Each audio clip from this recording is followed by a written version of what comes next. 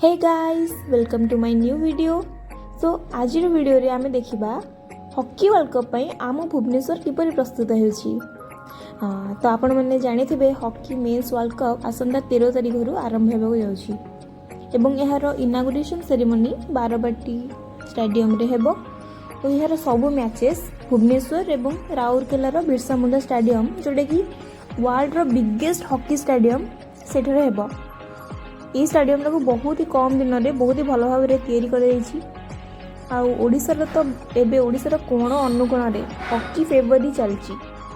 समस्ते हॉकी को बहुत सपोर्ट करछंदी। आउ फ्रेंड्स हॉकी वर्ल्ड कप रो एंथेम सॉन्ग भी प्रिपेयर हो सारी जोटा कि बहुत ही सुंदर लगुच। हॉकी है दिल मेरा बहुत ही बढ़िया सॉन्गटा है आप निश्चिंत शुणिबे आपको बहुत भल लगे। वर्ल्ड कप भुवनेश्वर में प्रिपेरेसन जोरदार चलती। सबुआड़े सौंदर्यकरण कम सब चलती। आपड़ सबुआड़े देखिपारे बैनर्स पोस्टर्स स्टैच्यूज सबुआड़े आ बहुत सारा लाइट्स। आउ ओली भाई को तो आप समस्त जानी ओली भाई भी ओडिशा आसी बुलाबुली कले सी पूरा रेडी वर्ल्ड कप आबे केवल गोटे कम बाकी रही आम टीम इंडिया को सपोर्ट करवा से चीयर्स करवा देन मो चैनल को सब्सक्राइब करवा मो वीडियो को लाइक करवा शेयर करवा कमेंट करवा।